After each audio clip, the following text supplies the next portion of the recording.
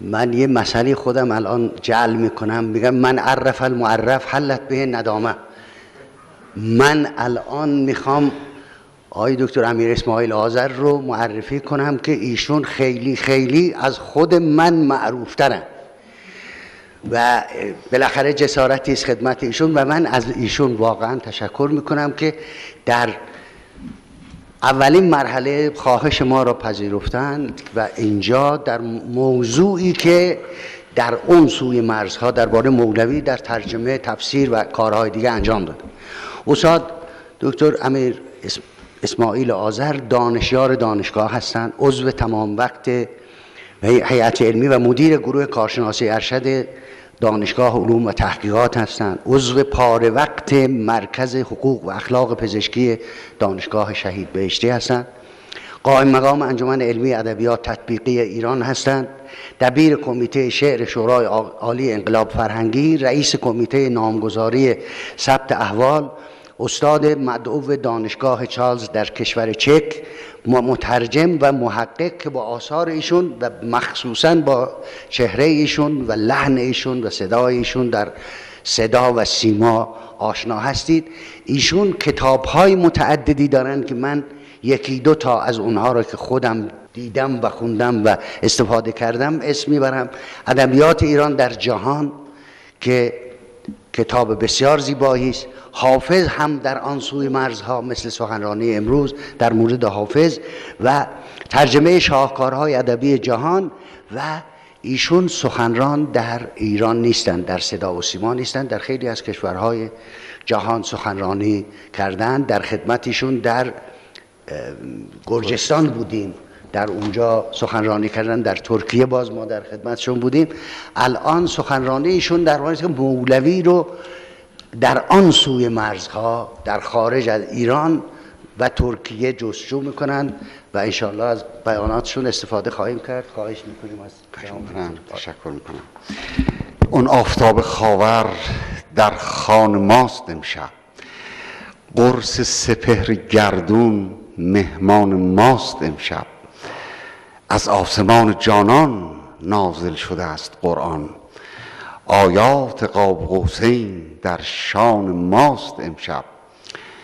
مگریسم چو روبه چون شیر در میان رو، گاو سپهر گردون قربان ماست امشب. آن ماهرو که عالم خالی است بر رخ او، کفر شکنج زلفش ایمان ماست امشب. ترشی مکن چو سرکه چون شهد باش شیرین، ترشی مکن چو سرکه چون شهد باش شیرین، قند و نبات و شکر دکان ماست امشب. من سلام میکنم به همه شما. سال هاست که با دکتر ایوبی معانس بودم و الفت داشتم و اونچه که شما شاهدشین یکی از برگ‌های زرین فرهنگی اوست در این کشور. فکر میکنم همین کافی است. دکتر سبحانی هم سمت استادی به من داره و هیچ کس منکر کارهای علمیشون در سراسر کشور نیست مثل من، چون من از نزدیک با او آشنا هستم. این دو تا جمله رو گفتم و بریم سر اصل موضوع. 1.5 سال پیش یک سخنرانی داشتم در دانشگاه یوتا با عنوان Rumi's Prescription for Human Being. نسخه ای که رومی، میدونید به مولارا رومی از اون جهت میگن که مدت مدید در اون خطه زیست. عنوان این بود که نسخه ای که رومی برای بشر پیچید. من امروز امیدوارم که حتما شما را خسته نکنم، حتما یک یادگاری از دست من در ارتباط با رومی در هر جای مطالعه که میکنید به شما خواهم داد. یعنی تجربه‌ای که از او گرفتم و اون تجربه را آخر کار برای شما در چند ثانیه عرض میکنم که اگر تمام رومی را شما خلاصه بکنید در هم به نظر من شما هم میتونید نظر خودتون رو داشته باشین. تو همون چند ثانیه، 1-2 دقیقه من مخلص و اون اکسترکسیون، اون شیره ذهنی او رو برای شما میگم که چه شد که او جهانی شد. یه بیت داره، من معرفی کردم این سخنرانی رو به خاطر این بیت که این بیت رو در اون کشور هم خوندم، برای شما میخونم. روزی بیاید که این سخن یعنی شعر من، خصمی کند با مستمع. خصمی کردن یعنی محاکمه کردن، اینجا نه دشمنی کردن. روزی بیاید که این سخن خصمی کند با مستمع، کاب حیاتم دادمت پس خیشتن کر ساختی. ای بشری که اینقدر افسردگی داری، ای بشری که نمیدونی چگونه راه بردی پیدا بکنی از گرفتاری های خودت، حقته بکش این همه رنج و درد را به خاطر اینکه سخن مرا نشنودی. این سخن چیست؟ این آب حیات چیست که مولوی داد و یه شخصیتی مثل موریس بارس به خاطر او به اسلام گراوید؟ این سخن چیست؟ چه گفته است؟ یه شطری براتون در این زمینه صحبت میکنم. من اونچه که تدارک دیدم اصلا از روح هیچ وقت نمیتونم بخونم، ولی چون نامها فراوان هستند بعضی مواقع مجبورم به تکستم به این دلیل نگاه بکنم. یه شطری در کشور آلمان، چون آلمانی ها اولین گروهی هستند که افتخار آشنایی با حافظ و مولوی را پیدا کردن. این هم اول به برکت هردر بود که حالا براتون درباره‌اش سخن خواهم گفت. خیلی دلم میخواد باز قبل از این که وارد اصل مطلب بشم یه چند نکته از کل دیوان از مثنوی برای شما بگم. مثنوی یه کتاب دعوته، فقط انسان رو دعوت میکنه. شما در هر زمینه‌ای که فکر بکنید مولوی سخن گفته است و هدایت کرده جامعه را. حتی یه موقعی سقراط گفته بودن تو چی شد سقراط شدی؟ گفته بود من هر چی دارم از زنم دارم. گفته بودن عجب، خوشا به حال تو و این زنت. چطور؟ گفته بود این زن اینقدر منو آزار میداد که من پناه میبردم به کتاب، خدا خیرش بده، و دعا میکرد زنش را سقراط. مولوی همین را فصل الخطاب یک شعری قرار داده که آن یکی واعظ چو بر منبر شدی قاطعان راه را داعی شدی. شیخ رفته بود رو منبر داشت دزدا را دعا میکرد. مرورا گفتن که این معهود نیست، دعوی اهل زلالت جود نیست، نمیشه تو رفتی بالا منبر دزدا را دعا میکنی. گفت نیکویی از اینها دیدم، من دعاشون زین سبب بگزیدم، هر دمی که رو به دنیا کردمی من از ایشان زخم و ضربت خوردمی، خدا خیرشون بده. اگر اینها نبودن من مشغول این عالم می شدم.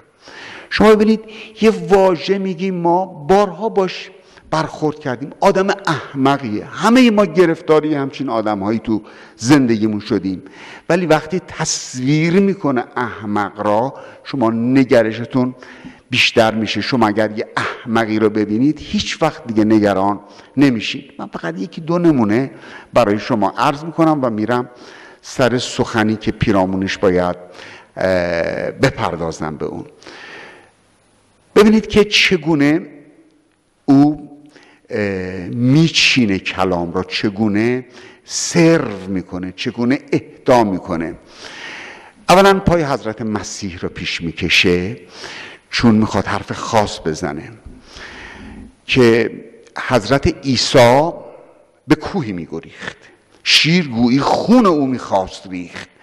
آن یکی در پی دوید و گفت خیر در پیت کس نیست، چه گریزی شو تیر با شتاب خود چنان میتاخت جفت که از شتاب خود جواب او نگفت. بالاخره عیسی میدوید و اون شخص هم دنبالش رفت و کوه یقه عیسی رو گرفت. گفت که از پی مرزات حق 1 لحظه بیست که مرا اندر گریزت مشکلی است. از که این سو میگریزی ای کریم، نی پیت خصم و نشیر و خوف و بیم. گفت از احمق گریزانم، برو میرهانم خیش را بندم مشو. گفت آخر اون مسیحایی تویی که شود کور و کر از تو مستوی. گفت تو مسیحی کر و شنوا میکنه کور و بینا میکنی. گفت آخر اون مسیحایی تویی که شود کور و کر از تو مستوی. گفت عیسی که به ذات پاک حق مبدع جان خالق جان در سبق، آن وجود و است. گفت اون حرفی رو که من میزنم، دعایی رو که میکنم، بر کر و بلال خواندم شد حسن، بر سر لاشی بخواندم گشت شیء، بر سر مرده بخواندم گشت حی، بر دل احمق بخواندم من به ود، 100,000 بار و درمانی نشد. گفت علت چیست؟ کانجا اسم حق کار کرد، اینجا نبود اون را سبب. گفت تو ورد تو میخونی برای کره شنوا میشه، برای کوره، برای مرده زنده میشه، چی تو احمق را نمیتونی درستش بکنی؟ گفت رنج احمقی قهر خداست، رنج کوری قهر نیست، اون ابتلاست. بعد نتیجه میگیره زحمقان بگریز چون عیسی گریخت، صحبت احمق بسی خونها که ریخت. ببینید تعلیمی که میده، حالا اینا تعلیمات خیلی دم پا افتاده مولوی است، اینا تعلیمات اجتماعیشه، در نقد جامعه شناختی باید به اینا پرداخت. کارهایی میکنه که انسان خودش رو در حضور خدا میبینه، چه بخواهد چه نخواهد. حرفایی میزنه، تعلیمات او شما رو از این دنیا میکنه. دوستان عزیزم، سرنوشت سیاست جهانی این است که انسان امروزی رو به مصرف عادت بده و راه ما رو از آسمان ببره. وقتی ترانه ای ساخته بودم که چه روزگاری داشتیم، برو و بیایی داشتیم، این همه غم نداشتیم، هیچ چیزی کم نداشتیم، گلگاف زبون دوا بود، دوای درد ما بود، پیاده را می رفتیم تا کربلا می رفتیم، این همه غم نداشتیم، هیچ چیزی کم نداشتیم، مادر بزرگ صفا داشت، حرفای بی ریا داشت، وصلت ها با دعا بود، همه کارا با خدا بود. اینو بریدن، یعنی این راه آسمان را سیاست جهانی تو آهنگایی که میسازن، تو کلیپایی که میسازن، تو نماهنگاشون شما میتونید ببینید. مولوی این راه را برای بشر باز کرد و در متن برای شما خواهم گفت که چه شد غرب بعد از خدا به شعر مولوی پناه برد. این کریستیان، یه روزنامه مجله معروفی هست، کریستیان ساینس مانیتور، این میگه که در غرب هر کسی که 10,000 جلد از کتابش فروش بره یه جایزه بهش میدن به نام پولایتزر، در حالی که مولوی بعد از ترجمه نیکلسون فقط در یک زمان محدودی 500,000 جلد از او، با اینکه نیکلسون خیلی فاصله داره با کلمن بارکس که دنیا رو گرفت ترجمهش و امروز براتون درباره ترجمه او میگم، ولی همون ظرف چند ماه اول 500,000 جلدش فروش رفت و فقط تا امروز چیزی حدود 5 میلیون جلد از اشکال مختلف مثنوی و غزل شمس، ترجمه های کوتاه و بلندش 5 میلیون فقط در ایالات متحده امریکا فروش رفته. و این چه حرفی زده، چی گفته؟ اجازه بفرمایید من با ساختارش رو برای شما بگویم و بعد بگم با چه محتوایی غربی ها به این پی بردن. سال اولین هیئتی که از آلمان به ایران اومد یه هیئتی بود که از کاخ لینشتن آمد و به دربار صفوی. یک گروهی حدود 40 نفر بودن، یه مترجمی همراه اینها بود به نام آدام اولاریوس. آدام اولاریوس سال 1654 حاصل دیدار خودش را در یک کتابی به نام سفرنامه خودش جمع آوری کرد. اول چیزی که نوشته بود از گلستان سعدی بود. البته قبل از اون هم در فرانسه آندره دوریه این کار کرده بود و گلستان سعدی را چند دهه قبلش ترجمه کرده بود، ولی چون این به زبان آلمانی بود آلمان ها با شرق خاص ایران آشنا شدن. در کتاب او در فصل 24 همش راجع به ادبیات ایرانه، هیچ سخنی از مولوی ننوشته ولی از ادبیات ایران نوشته، از گلستان، از مزار سعدی نام برده. آقای کرد بچه ترجمه کرده، 2 جلده، این که من دارم میگم در جلد دومش هست. این سبب شد و مستشرقین دیگری که مثل پیترو دلاواله، مثل جانسون، مثل شاردن و مثل همین آدام اولاریوس که اینها تأثیر بسزایی در ساختار فکری اروپایی نسبت به شرق داشتن. هنوز هم ما میبینیم که وقتی گوته از ایران صحبت میکنه ما رو عرب میدونه، هنوز هم ما رو عرب میدانستن، ولی این مستشرقین کم کم شناسوندن که یه شخصیت هایی در ایران هست، اینا اون و اینا رو معرفی کردن. باز من باید تفره برم.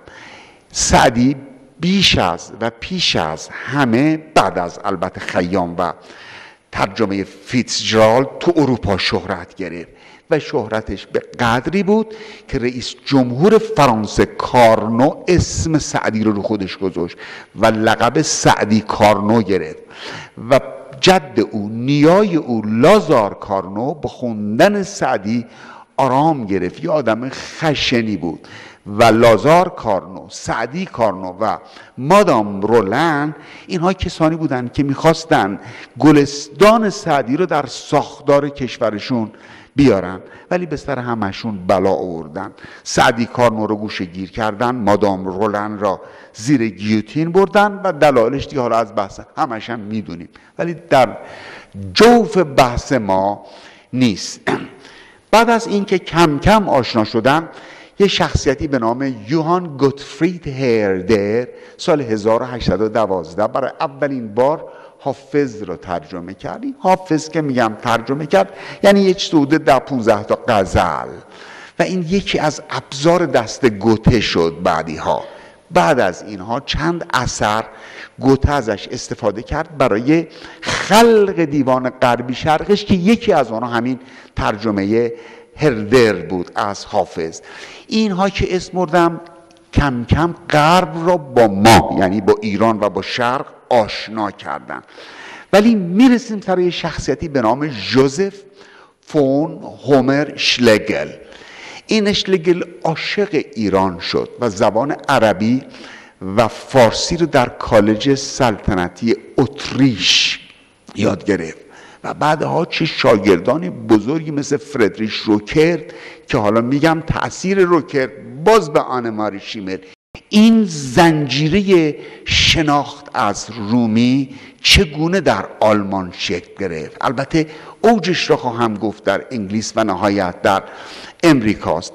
من خیلی رو اینها سخن نمیگم، فقط اینقدر که شما اطلاعات را از من بگیرین و بعد میگم که کجاها رو مطالعه کنید تا به این ها برسید. اولین بار یک کتابی نوشت پورگشتال به نام گنجینه های مشرق زمین و در این کتاب از انواع شعرهایی که مترجمین ترجمه کرده بودن گلچینش رو در این اثر آورد.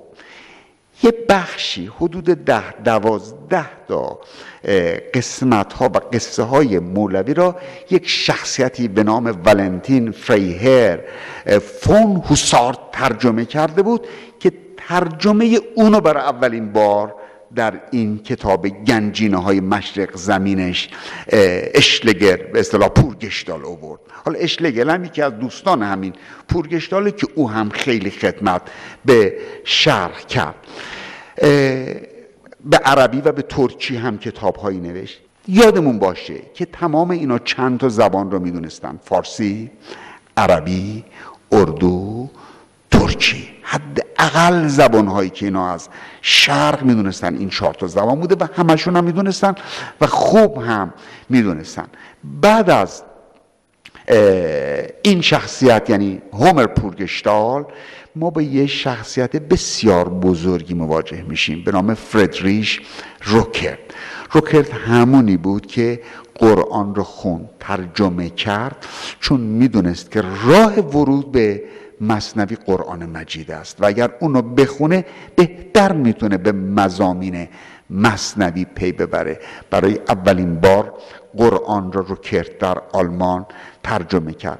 بعد خواهیم گفت که بهترین ترجمه از چه کسی بود و کجاها در ارتباط با رومی ازش بهره برداری کردن.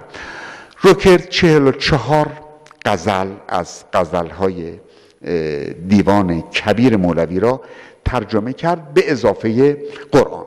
روکرت انقدر عاشق زبان فارسی شده بود که خودش به زبان فارسی شعر میگفت. من یه شعرهایی را انتخاب کردم از دیوان فارسی روکرت، یه آلمانی که ایران را هم ندیده است. گفت این شعر مال روکرته.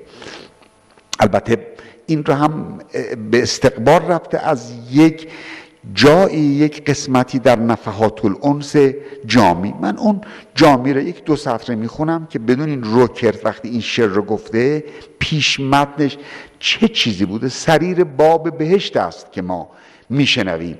منکری گفت ما نیز همان آواز میشنویم، چون است که چنین گرم نمیشویم. حضرت مولانا فرمود آنچه ما میشنویم آواز باز شدن در است و آنچه تو میشنوی آواز فراز شدن در. فراز کردن و فراز شدن هم معنی باز کردن میده، هم معنی بستن، ولی اینجا معنی بستن میده. میگه ما درها رو باز میکنیم، تو درها رو میبندی. اینکه گرم میشنویم ما دلمون را، پنجرش و درش را باز میکنیم. از این قسمتی که براتون از جامی خوندم روکرت استفاده کرده. گفت آن رومی استاد سخن نغمه ساز است همون باب العدن. گفت در آن بین ابله این چنین خوش نباشد قژی بس سهمگین. همینا که گفتم اینا رو داره به شعر فارسی میگه. اینجا ببینید از قافیه و از یعنی یه مقدار سیلابس ها و هجه های شعرش بیشتر میشه، آهنگ رو تشخیص نمیداده. پاسخی آمد همی زان فردین نغمه ساز است مفتاح العدن در گوش این. لیک بر روی تو ای ابله ترین بسته باشد دائما بابی چنین. این بر اساس اون شعر مولوی هم هست که مؤمنان گویند کاسار بهشت نغز گردانید هر آواز زشت. ما همه اجزای آدم بوده ایم در بهشت اون لحنها بشنوده ایم. این یه فصلی است در ادبیات جهان، همش هم برمیگرده به مصول افلاطون که هرچی ما خوشمون میاد یه نغمه ای میشنویم خوشمون میاد، یه قیافه ای میبینیم خوشمون میاد. این به اون خاطر است که ما این رو قبلا دیدیم. همه عمر سعدی، همه عمر بر ندارم سر از این خمار مستی که هنوز من نبودم که تو در دلم نشستی. ابن فارز هم داره شربت لذکر الحبیب مدامتن و سکرنا بها من قبل ان یخلق الکرم. ییتس هم داره میگه if I make my eyes more bright and my lashes dark and my lips more scarlet and ask mirror after mirror if right no vanities display. I am looking for the face I had before the world was made. اگر من چشمامو سپید میکنم، موجهامو سیاه میکنم، لبامو قرمز میکنم و بعد از این آینه از اون آینه سوال میکنم که من درستم، خودمم، من تظاهری ندارم، من دارم دنبال اون چهره ای میگردم که داشتم قبلا که هنوز من نبودم که تو در دلم نشستی. این آوایی که ما گوش میکنیم، این نغمه موسیقی، اینا رو قبلا شنیدیم منتها نمیتونیم به یاد بیاریم. این یه پهلویی است به مصول افلاطون. روکرت عین مولوی شده، یعنی روکرت حل شده توی رومی، مثل اون شده، عاشق خداست. به بالا نگریستم، این ترجمه نثر روکرته. میخوام بگم که چگونه تأثیر میذاره حرف درست در جوامع جهانی. به بالا نگریستم در همه جا ندیدم جز یک، به ژرفهای دریا به کفهای امواج ندیدم جز یکی. به دل نگریستم دریایی بود و فضایی از یک جهان، لبریز از هزاران رد پا و ندیدم به جز از یکی. تو اون اولی، تو اون آخری، تو اون ظاهری، تو اون باطنی، پرتو نور در همه جا و به هر رنگی می درخشد و نیست جز یکی. در قرآن هو اولو و الاخرو و الظاهرو و الباطنو. باز از کجا آمده ام به کجا می روم هیچ نمیدانم رو کرد، ولی این سفر از نزد خدا بود، این را می دانم انا لله و انا الیه راجعون. بعد خیلی میگه که درست ترجمان مولاناست. مولوی داره چون گل از خار است و خار از گل چرا؟ چون گل از خار است و خار از گل چرا؟ هر دو در جنگند اندر ماجرا. مگر میشه گلی باشه و خاری کنارش نباشه؟ یا برعکس عین شعر را رو کرد. اگر عشق تو را آزرد مهربان باش، زیرا زمانی میدانی گلی در دست داری که خار اون را حس کنی. خب از این میگذاریم. من یه مرور به چند تا مترجم معروف میکنم، فراوانن، ولی اون درشتاشون رو براتون 3-4 تا میگم و میریم سراغ انگلستان. یکی از مترجمین بسیار معروف فون روزنویک شوازا هستش که یه گزیده از شمس را ترجمه میکنه، از دیوان شمس رو منتشر میکنه. بعد از اون همه میشناسید کارل هرمان ات مبانی زبانشناسی ایران را مینویسه در سال 1902 میلادی و تو اون نام مولوی را میبره و یه قطعاتی از مثنوی را هم ترجمه میکنه. انمار شیمل که میدونید ایران هم اومد و چند سال پیش فوت کرد. من هم با او هم سخن گفتم هم ملاقات داشتم. انمار شیمل میدونید حل شده بود در عرفان ایرانی، حل شده بود در شعر پارسی، حل شده بود در اسلام ایرانی. او اصلا جزء ما شده بود و این رو خودش بارها گفته است. آقای دکتر فیروزآبادی شاید امروز هم تشریف بیارن، بیشترین آثار انمار شیمل را از زبان آلمانی به فارسی ترجمه کرده. یکی از بهترین آثارش شکوه شمسه که واقعا استاد حسن لاهوتی مترجم بسیار توانا این کتاب را ترجمه کرده اند.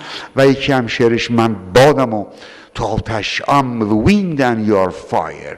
و بعد از اون یوهان کریستوف بورگل آرمانی که اون نور و سما رو ترجمه کرد. اینا خیلی شهرت دارن.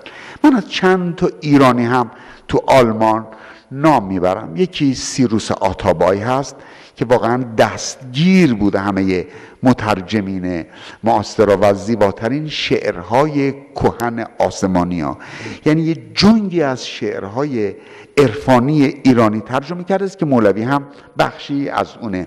پوراندخت پیرایش هست که یه گزیده‌ای نوشته و من هم اون رو دارم و استاد زرینکوب هم مقدمه‌ای نوشتن و اون بانوی ایرانی ژاله سپهریست که به همراه برهاندر مایر آلمانی باز یه بخشایی از مولوی را ترجمه کرده است. وقتی که مولوی در قونی جان می سپرد فریاد شفاکالله آسمان رو برداشته بود. خیلی دوستش داشتن. گفت این صدرالدین قونوی از مفتیان اون خطه خیلی خوشش نمیمد از مولوی، چون او تحت شعاع بود شهرتش، همه دوستش داشتن. یه روز در یک جمع کثیری اعتراض میده که تو چه میگی که نهله ها همشون با هم موافقن؟ هیچ اینطور نیست جلو همه. مولوی سکوت میکنه و بعد میگه من با تو هم موافقم و او رو از رو میبره.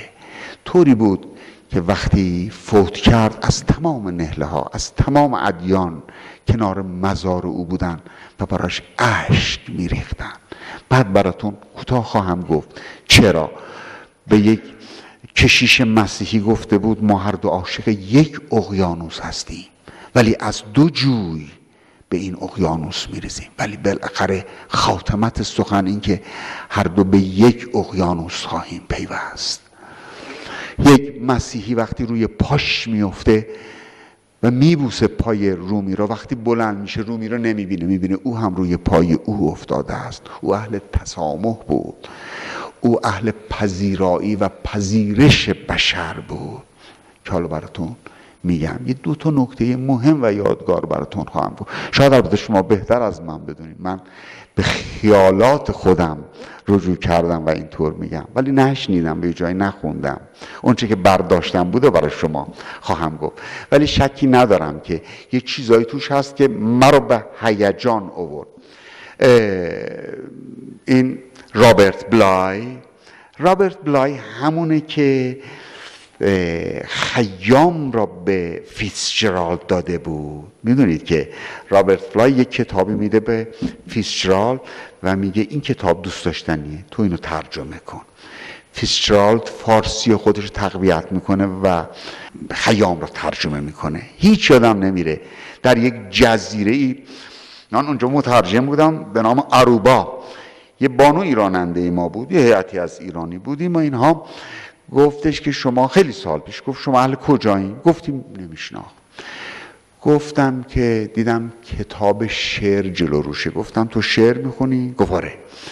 گفتم تو خیام رو میشناسی؟ واو، شما از سرزمین خیامی؟ خیام رو میشناخت. خیام شهیرترین شاعر ایرانی است قبل از سعدی. بر روی این کتاب همین رابرت بلای گفته بود که آب اون عرفانی رو که خشک شده در جویبارهای مسیحیت، مولوی اون آب را به این جوی هم آورد و تمام جویهای خشک را پر از آب زلالی کرد که به خدا سرباز میکنه، به خدا منتهی میشه. این حرف رابرت بلای هست، همونیست که خیام را داد به فیتزجرالد ترجمه کرد. و عجبا که فیتزجرالد یه شخصیت بسیار بزرگی به نام کارل، حالا اسمش یادم میاد براتون میگم، به خانمش، به همسر این شخصیت یه نامه‌ای مینویسه و مینویسه که این مولوی، من خیامو ترجمه کردم، ولی کارل یادت باشه به کارل بگید که این خیلی از خیام مهمتره و این نباید بمیره، اینو تو میتونی ترجمه بکنی. و از کارل به همسرش میگه تو واسطه شو تا کارل این را به زبان انگلیسی ترجمه بکنه. چون از رابرت بلای صحبت کردم، ارتباطش گفتم. اولین ترجمه متشخصی که از رومی در انگلیس، ما الان رفتیم سفر کردیم به انگلیس، در انگلیس اولین ترجمه‌ای که شد ترجمه‌ای بود که ادوارد فیتزجرالد ترجمه کرد، رینالد نیکلسون ترجمه کرد. این ترجمه خیلی فاخر بود، خیلی اکادمیک بود، دانشگاهی بود و بسیار مشکل بود. این ترجمه رو باش کار داریم. ترجمه نیکلسون رو یادتون باشه که بعد این ترجمه را کارل مارکس چه کاری رو این ترجمه کرد که دنیا رو و امریکا رو اون کشف کرد با این ترجمه. ما با ترجمه رینالد نیکلسون کار داریم الان. این استاد زبان فارسی در دانشگاه کمبریج بود و 15 سال طول کشید تا مثنوی را ترجمه کرد. ضمناً استاد اقبال لاهوری هم بود. اقبال لاهوری هم مهم بود. میگم براتون به قسمتی که اون بانوی ویترای میروویچ فرانسوی که رسیدیم، بگیم که اقبال چه نقشی داشت در اونجا. بنابراین اولین آشنایی انگلیسی ها با مولوی از طریق ترجمه نیکلسون بود. البته همون زمان شخصیت های مثل جان پورتر براون و جان پی دوربین، اینها اولیشون سفیر انگلستان بود در عثمانی و اون جان پی دوربین مستشرقی بود که به اونجا سفر کرده بود. اینا هم کتابای نوشته بودن در ارتباط با درویشان چرخ زن، یعنی پیرامون سماع مولوی نوشته بودن. از اون طرف هم نیکلسون ترجمه کرده بود. کم کم نام رومی پیچید و الان داره روز به روز زیادتر میشه. اما چیزی که مورد بحث ما هست الان یه شخصیتی است به نام والت ویتمن. والت ویتمن شاید سهراب سپهری هم تحت تأثیرش بود. یکی از شعرهای مشهورش که سهراب عین اون شعرش، اون شعر when I heard the learned astronomer میگه من نشسته بودم در یک سالونی و داشتم اون ستاره شناسی که داشت حرف میزد داشتم گوش میکردم. فاصله خورشید تا این سیاره چنینه، اینه اونه، از آسمان ها ما وقتی سرمون رو بالا میکنیم 5 میلیون ستاره بالا سرمون میبینیم، بالای سر آسمون سقف این گونه است. میگه من دلم گرفت، بلند شدم رفتم بیرون و نگاه کردم به آسمان، ستاره ها رو دیدم و دلم باز شد. درست همین را سهرابم داره که باید بلند شد، باید دوید تا ته بودن، گل را نگاه کرد، ابهام را گل را باید نگاه کرد. منظور یه شخصیت بزرگی است والت ویتمن. من باز مجبورم گاهی یه تفره برم که والت ویتمن را بگم که از کجا با ما آشنا شد، یعنی با زبان فارسی آشنا شد. سال 1844 والف والدو امرسن، فیلسوف شهیر بوستونی امریکایی، میاد به اروپا. اون زمان دوران رومانتیسیزم بود، یعنی دوران شکوفایی شرق در اروپا بود، همون دوره‌ای که مشهور است به دوره ویکتوریا. جست گریخته با حافظ آشنا شد و چنان غرق شد در حافظ که اومد در امریکا. اینها یک نهضتی راه انداختن، یک سکول، یک مکتبی رو درست کردن به نام ترانسندنتالیسم یا مکتب تعالی گرایی که یکی از بنمایه‌های این مکتب تفکر حافظ بود، در حالی که خود امرسن فارسی نمیدونست، اینا رو هم از گوشش از این و اون شنیده بود، ولی انقدر تحت تفکر حافظ قرار گرفت. در همین کتاب حافظ در اون سوی مرزها من مفصل راجع به شناخت حافظ در غرب و خاصه در امریکا سخن نوشته ام برای دوستداران حافظ. بعد از همین مکتب ترانسندنتالیسم بود که امریکایی ها شاعرانشون با زبان فارسی و با شعر فارسی آشنا شدن. شخصیتی مثل والت ویتمن و امیلی دیکنسن اینها آشنا شدن که عجبا که یه شعری هست به نام شعر پارسی که به خواندنش میارزه. یه نکته شیرین میخوام براتون بگم، نکاتی که گفتم برای شما و گفتم قول دادم میگم، یکیش اینه که الان میخوام بگم. یه منی در شعر ویتمن هست، یه منی هم در شعر مولوی هست. این منو تو گیومه میذارم، من یعنی اونچه که به خیش مربوط میشه، اینس درون. بعید نیست که ما سراغ محی الدین ابن عربی هم بریم، یعنی من اورم بیاریمش تو دور و شریکش بکنیم. من چند بیت شعر برای شما بخونم. گر رود دیده و عقل و خرد و جان تو مرا. فقط شما به تو توجه بفرمایید. گر رود دیده و عقل و خرد و جان تو مرا، که مرا دیدن تو خوشتر از ایشان تو مرا. با تو هر جزو جهان، با تو با تو هر جزو جهان باغچه و بستان است. در خزان گر برود رونق بستان تو مرا.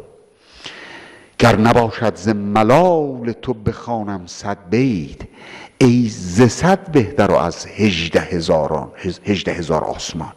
ای ز 100 بهتر و از 18,000 تو مرا.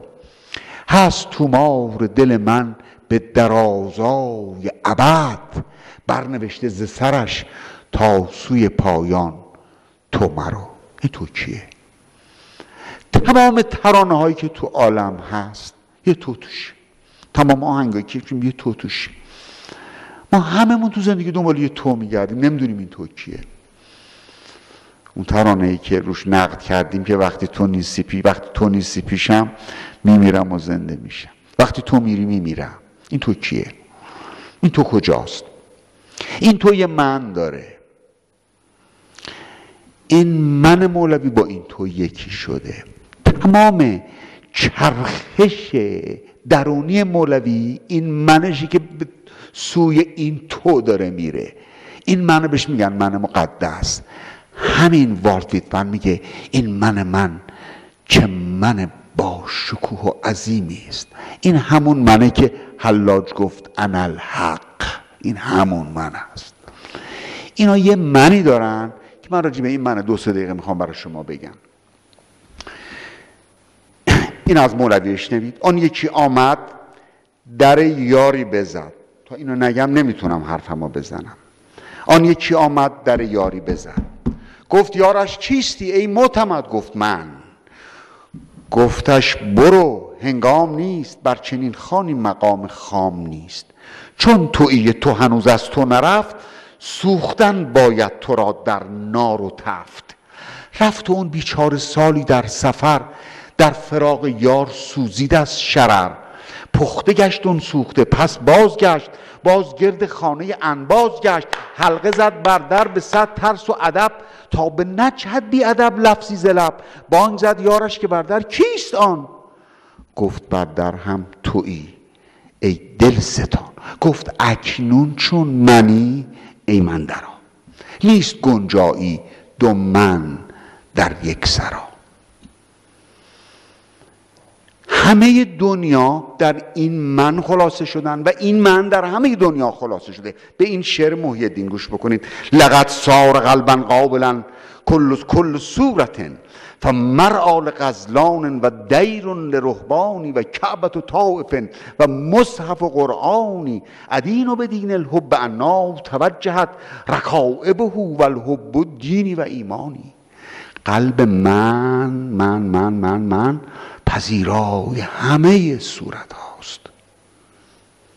این نیست که تو سیاهی، نه تو بیا تو برو، من تو رو دوست، تو فقط بعد منو دوست داشته باشی، نه من تو رو دوست ندارم.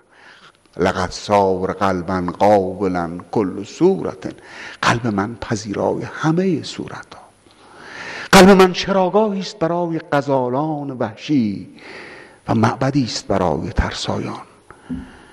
قلب من الواح مقدس تورات است و کتاب آسمانی قرآن.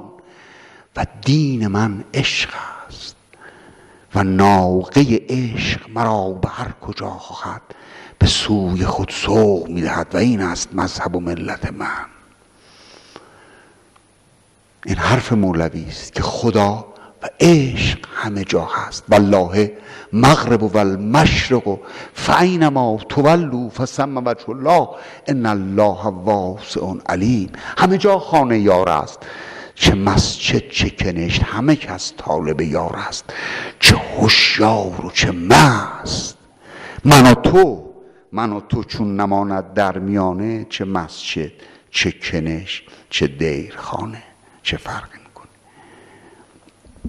این من ابن فارزم هست، من والت ویتمن هم هست. از نظرگاه هست این نقض وجود، اختلاف مؤمن و گبر و یهود. این نظرگاه ماست، اینطور نیست. ما همه بنده خداییم. یه شعری داره والت ویتمن به نام A Lesson from Iran، یه درسی از ایران. یه شعر دیگه هم داره به نام Song of Myself، نغمه خودم. تمام اینا من مفصل نوشتم، حالا بعد انشاءالله مقالش میدم خدمت دوستان بخوانن. تمام اینا از یه منی داره صحبت میکنه که این من مربوط به خانواده من نیست، مربوط به بچم نیست، مربوط به عباس آقا پسردارم، من مربوط به همه این عالمه. این من در حرکته به سوی عالم و همه عالم در حرکته به سوی این من. والت ویتمن میگه I am a northerner as I am a southerner. من یه شمالی هم در این حال جنوبی هم هستم. من در عین اینکه شمالی هم جنوبی هم هستم، در عین اینکه آسمانی هم زمینی هم هستم. من در عین اینکه تو هستم منم هستم. این من والت ویتمنه. این من اصلا جان گرگان و سگان از هم جداست، متحد جانهای شیران خداست.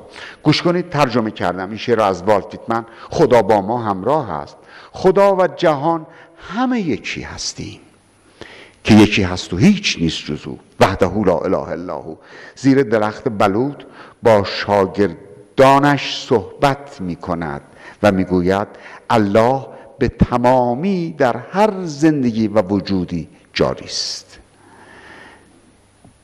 در زیر درخت بلود. نمیدونم، آقای دکتر سبحانی بهتر از من میدونه. گفت که یه دفعه مولوی نشسته بود توی باغی، پاش تو آب بود و معارف میفرمود و شاگردش هم جلوش بودن. چون به نام شمس رسید، یکی از شاگردها سرش میندازه پایین و میگه ای دریغ، ای دریغ. مولوی نگاهی میکنه و برمی آشوبه. چه بود دریغ؟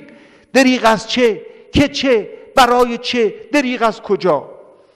از اون که شمس را اون گونه که باید نشناختیم.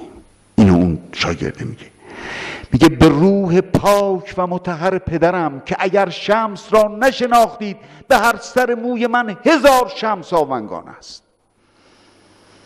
شاید این درخت بلود که نشسته و اینجا آورده این داستان مولوی است که کنار جوی نشسته بود و درس معارف میفرمود. این عشق و این من در همشون جاریه. دور گردون ها ز موج عشق دان، گر نبودی عشق بفسردی جهان. همین کافی، تمام تفکرش همینه. گفت این عطار خیلی اهل شنگی نیست، یه کمی بفهمی نفهمی جدیه. میدونید که هیچ کسی رو عطار مد نگفت. وقتی از عشق صحبت میکنه انگار شما ریتم را حس میکنید. یه سخنرانی داشتم خیلی جمعیت فراراج به عشق، من میزدم رو میز و مردم دست میزدن، با هم میخوندیم همه. حالا اینجا که دیگه بزرگان هستن که نمیشه این کار کرد. عشق که بازار بتان جای او، سلسله درس. ببینید به عشق که اومده. اصلا فیلسوفان میدونید با عشق غریبن.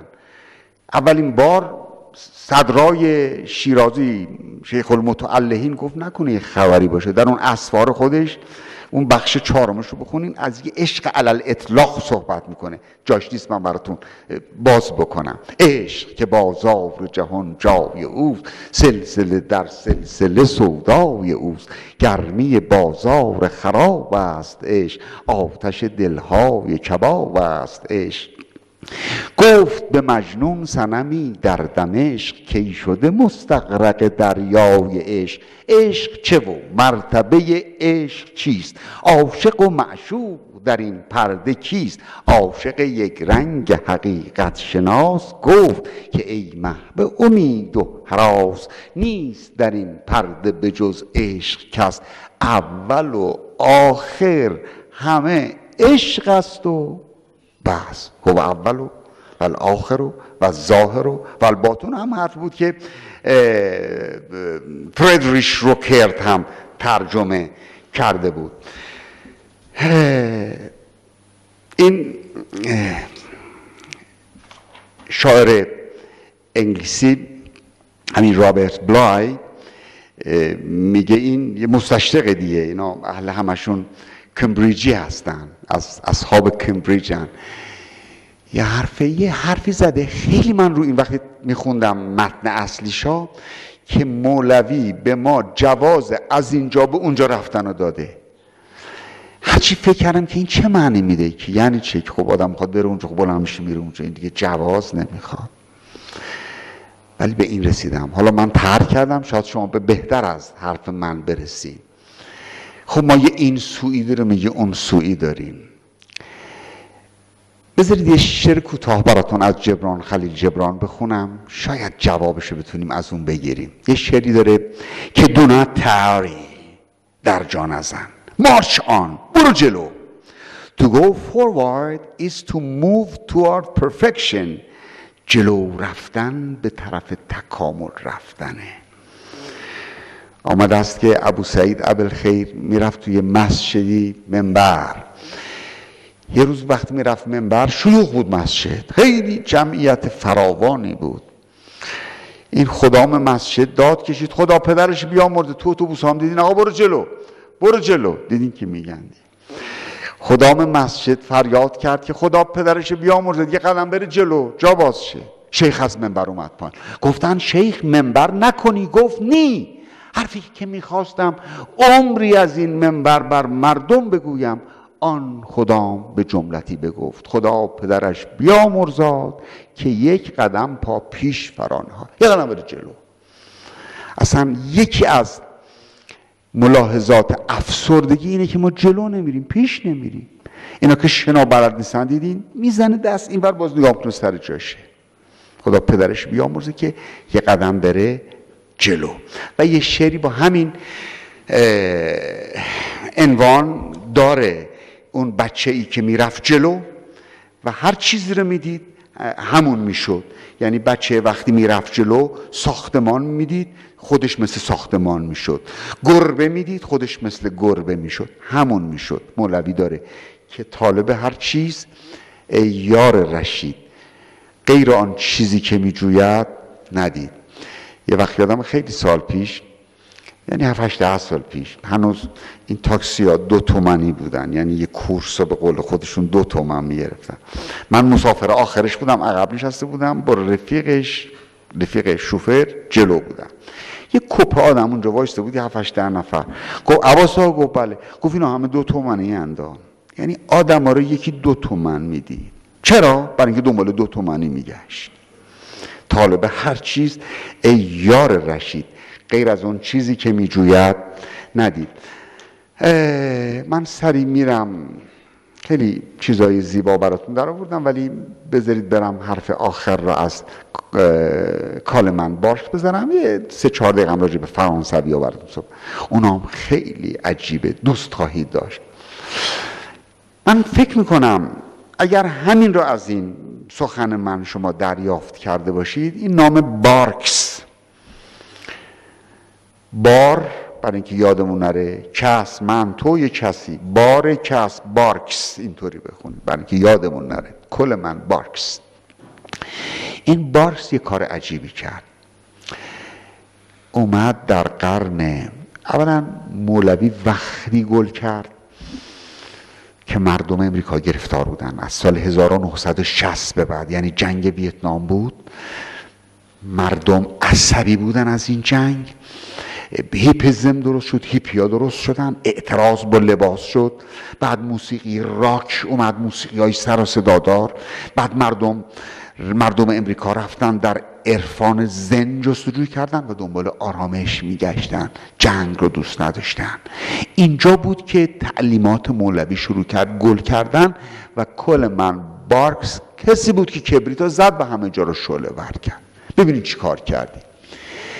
این اومد و جان آرتور آربری هم مثل رینولد نیکلسن یه ترجمه قشنگی کرده بود از مثنوی.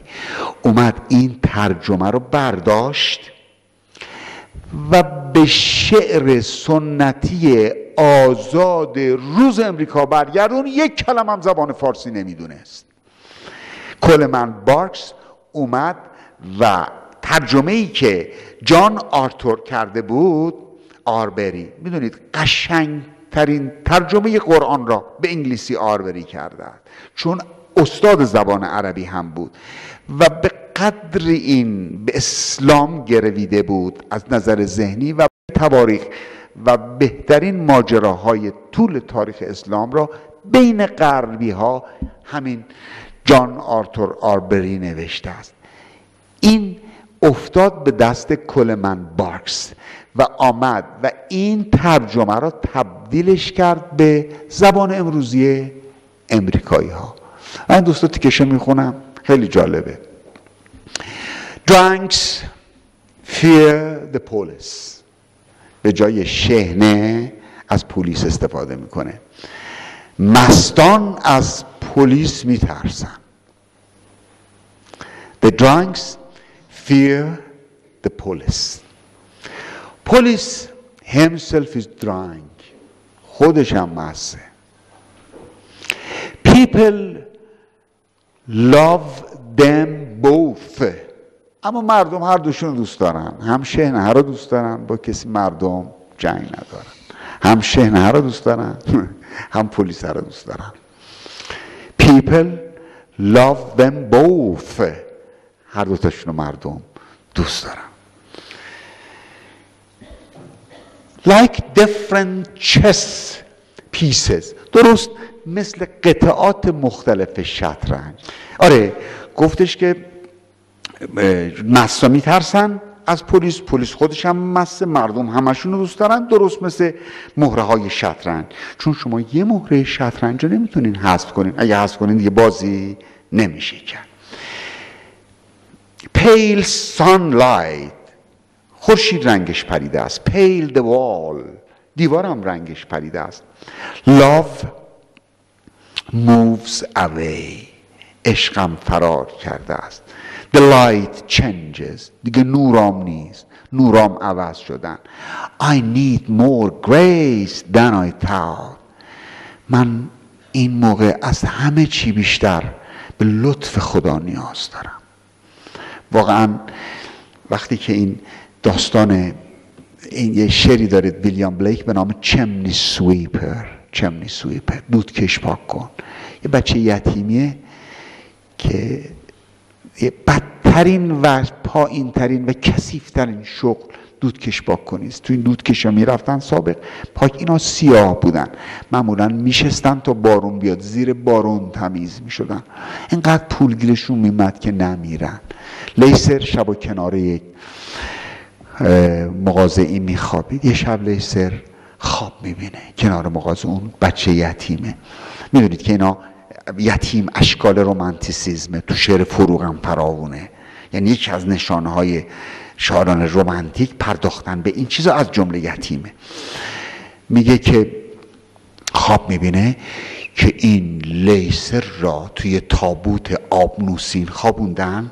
6 فرشته اومدن این لیسر تابوتو گذاشتن روی دوششون، بردنش وسط کوهسار. آب میمد، این رو زیر این آبها شستن. چند تا هم قدای لیسر 15-16 ساله اومدن شروع کردن باش بازی کردن، خندیدن، نشاط کردن.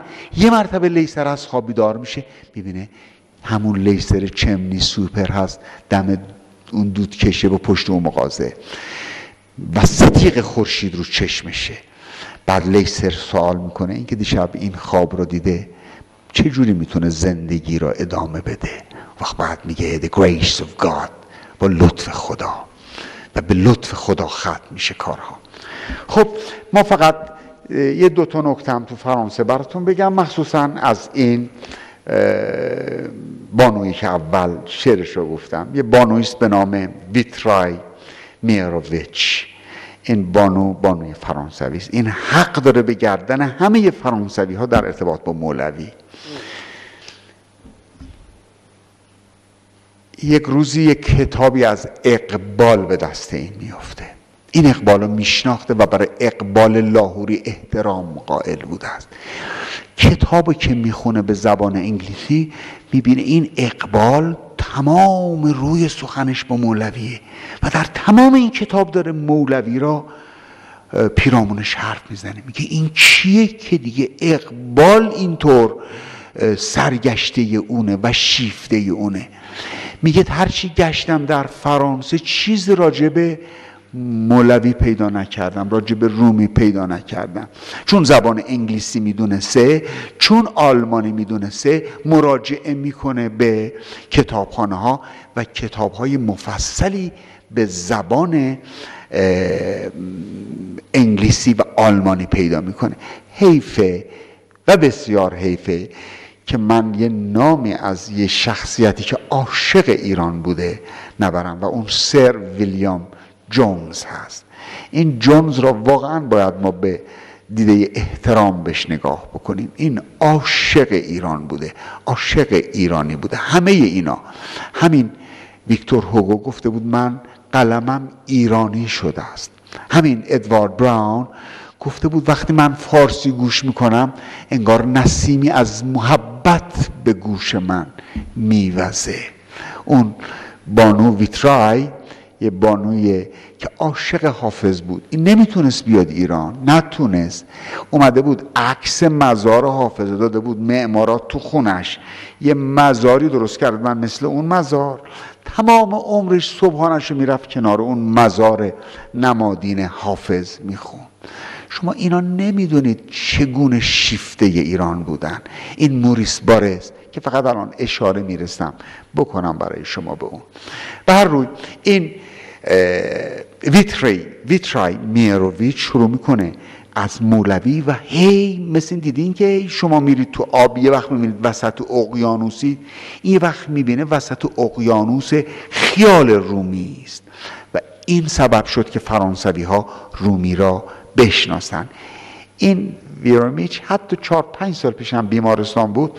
من حالش را از کسی که باش ارتباط داشت میپرسیدم، ولی متاسفانه 4 سال پیش فوت کرد. ترجمه فیه مافیه رو به انگلیسی این کرد، رباعیات مولوی رو این ترجمه کرد، 2 بیتی هاش و مکتوب ها و گزیده های دیوان شمس را، عرفان و شعر اسلامی رو در ارتباط با او، آنتولوژی تصوف و قونیه یا رقص کیهانی، اسلام و چهره دیگر و ترانه های شمس.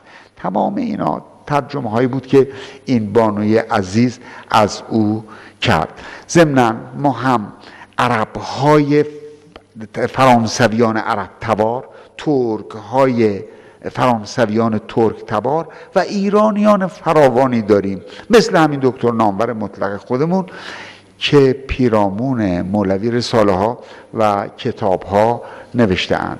اما آخرین سخن من از موریس بارس هست. موریس بارس بلند شد رفت به آنرژیدم، بلند شد رفت به قونیه، هر چیزی گیرش نمیاد، برگشت دیگه. حالا فصلیه، من هم خسته شدم و شما هم. ولی موریس بارس رفت قونیه، خیلی خرم شد. یادمون باشید که این قونوی ها در شناسوندن رومی مؤثرن، چون دنیا رو آوردن اونجا.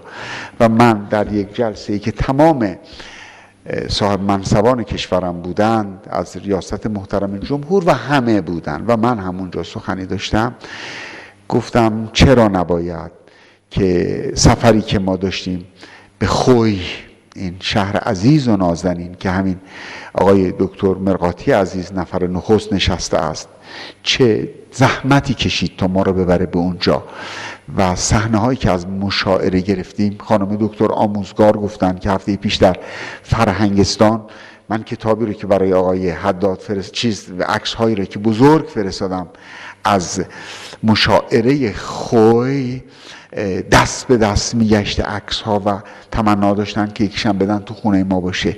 ما دوستان عزیزم 12,000 نفر از ساعت 7-8 شب تا ساعت 4 صبح میمدن میشستن شعر گوش میکردن.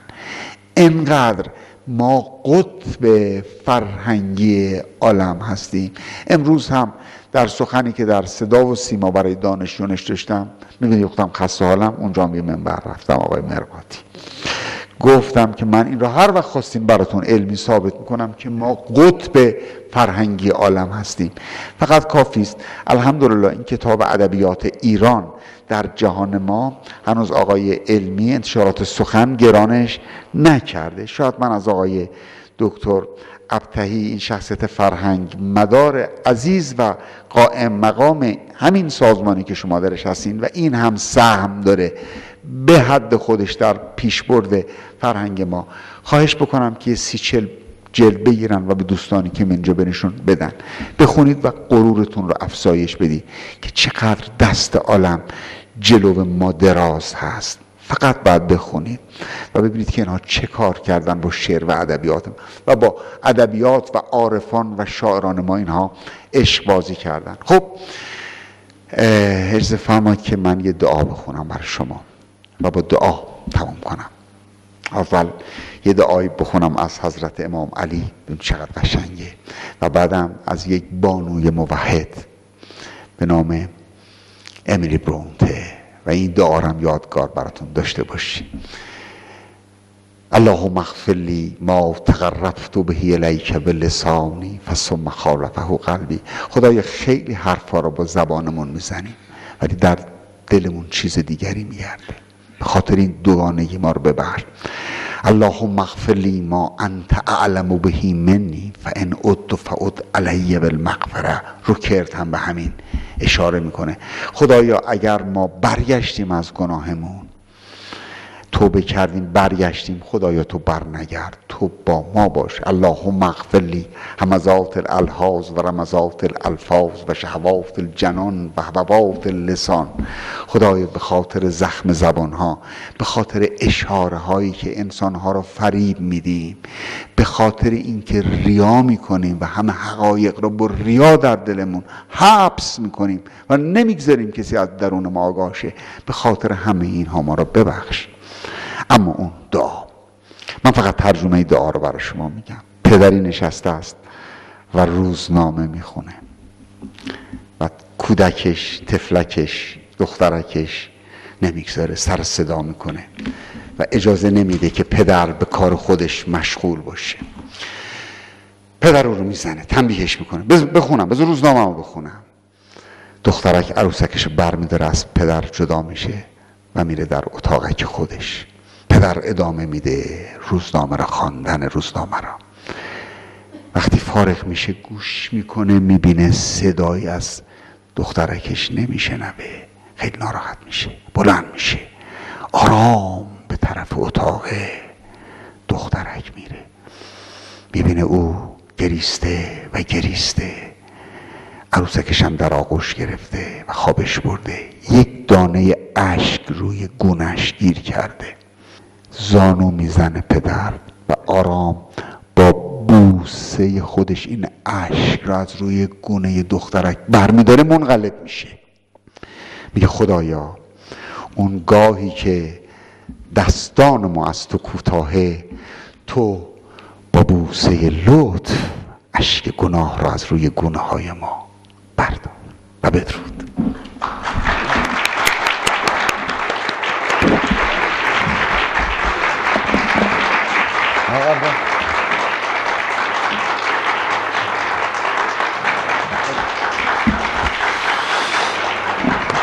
من چه باشم که بر اون خاطر عاطر گذر. خیلی متشکرم، خیلی متشکرم. یک دنیا از استاد خیلی متشکرم. اسمش رو نباید گفت، الان باید گفت استاد آذر، یعنی واقعا آتور. و ایشون یک بخش از هنرهای ایشون هست.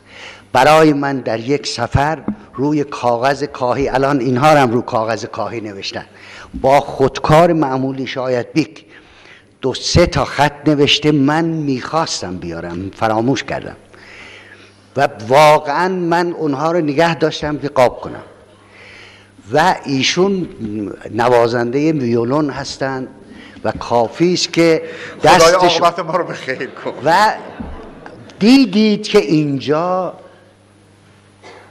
صحنه ها رو مجسم کردن. ما یه همشهری داشتیم، خدا بیامرزه، او من دیده بودم کنار خیابون شیخ صنعان رو به تنهایی، یک نفر، دختر ترسا خودش، شیخ خودش اجرا. ولی اینجا همه رو جناب دکتر آذر اجرا کردند و سخنرانی انشاءالله این چاپ خواهد شد و خیلی ها را من زیر چشمی میپاییدم، خیلی ها را اینجا نگفتند و یک در میان رد شدند.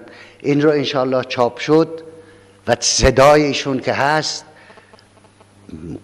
منتخبش و چاپ شدهش هم که کلش هست در اختیار علاقمندان قرار بده. خیلی من شخصا از ایشون سپاسگزاری میکنم.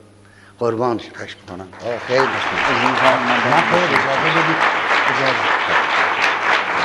تلاش کردن و این آثار را از خودشون خلق کردن و در این کتاب و هر حال بخشی از اینها منعکس شده. همه با همه دست به دست هم دادن که مفاخر ایران رو در ایران نگه دارن و نذارن که مصادره بشه به دست کسانی که به هر حال شمس متعلق به اونها نیست، البته با یک نگاه متعلق به همه بشریته، ولی به هر تقدیر ایران مفاخر خودش رو باید به جهانیان از این طریق معرفی کنه.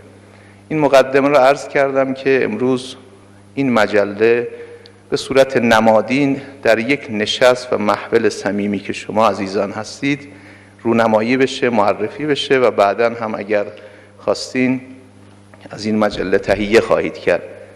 و از استاد دکتر سبحانی و دکتر آذر خواهش میکنم که سردبیر این مجله رو ما دعوت کنیم، آقای زهادی رو اینجا، و ایشون به دست خودشون از این مجله به شما تقدیم کنن و شما ایشون رو تشویق بکنین با این اثری که خلق کردن. و انتظار دارم که به زبان فارسی هم مجله معماری در اسرع وقت منتشر بشه انشالله، که به دست داخل ایران و دوستداران شمس و مولانا برسه. یک جمله کوتاه هم بگم، من اینجا که حضور پیدا میکنم سعیم اینه که در حد خودم دین خودم رو ادا کرده باشم. یه خبر خوبی به شما بدم، چند سال پیش که بحث مقبره شمس و شهر خوی مطرح بود، تمام فکرها در حد این بود که این قبر کجاست و کجا مقبره ساخته میشه. دیروز من در تبریز بودم و با اساتید اونجا جلسه گذاشتیم و قرار بر این شد که یک مرکز پژوهشی و یک شعبه ای از بنیاد شمس تبریزی در تبریز به وجود بیاد که اونجا خاستگاه هم جسمی شمس تبریزی است و هم خاستگاه فکری او باشه.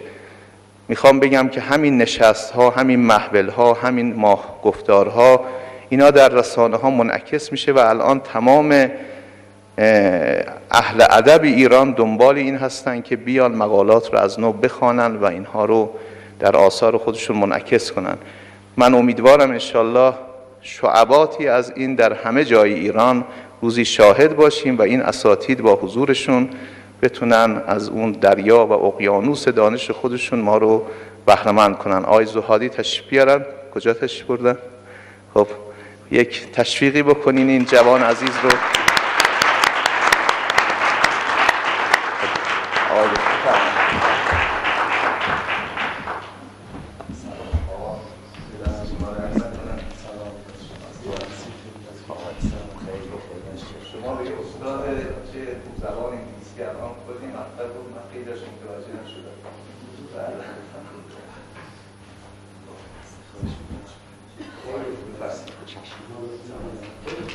Thank you.